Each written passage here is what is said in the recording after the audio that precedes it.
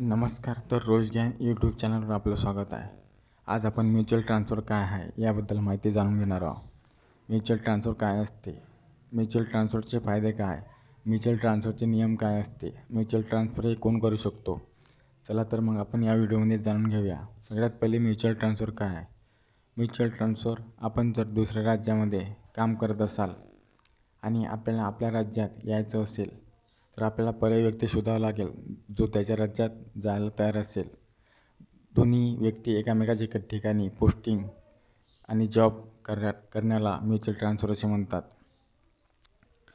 Mutual ट्रान्सफरची प्रक्रिया. Mutual ट्रान्सफरची प्रक्रिया ही आहे की सगळ्यात पहिले आपल्याला फॉर्म भरावा लागतो. तो फॉर्म आपल्या सब डिव्हिजनला द्यावा लागतो. नंतर तो दिल्लीला जात असतो, तिथून ऑर्डर निघत असते. याला 6 महिने किंवा 1 वर्षाचा टाईम लागत असतो. म्युच्युअल ट्रान्सफर कोण करू शकतो. म्युच्युअल ट्रान्सफर हे एकाच डिपार्टमेंटचे 2 व्यक्ती आणि समान पोस्टचे व्यक्ती करू शकतात. अलग अलग पोस्ट राहिली तर म्युच्युअल ट्रान्सफर होत नाही. म्युच्युअल ट्रान्सफरचे फायदे. म्युच्युअल ट्रान्सफरचे फायदे हे आहे की आपण जो पूर्वीचा प्रवासाचा टाईम असतो तो वाचत असतो आणि आपल्याला घराच्या जवळ राहण्याची संधी मिळत असते. त्यामुळे आपण प्रत्येक फेस्टिवलला किंवा फेस्टिवलला घरी जाऊ शकतो. तर हे म्युच्युअल ट्रान्सफरचे फायदे आहेत आणि मानसिक तणावसुद्धा कमी होत असतो.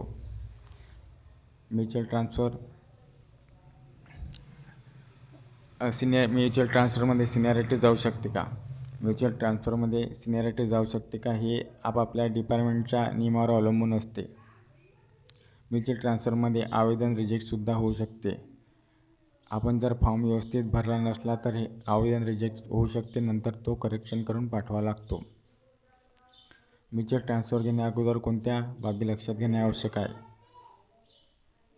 म्युच्युअल ट्रान्सफर घेण्या अगोदर आपण ज्या ठिकाणी पोस्टिंग घेऊन राहिलो त्या ठिकाणची जागा, तेथे राहण्याचा खर्च, परिवाराची स्थिती, शिक्षण या सगळ्या गोष्टी पाहणे आवश्यक आहे. म्युच्युअल ट्रान्सफर हे सगळ्यात जास्त रेल्वे किंवा गव्हर्नमेंट जॉबमध्ये उपयोगी ठरत असते.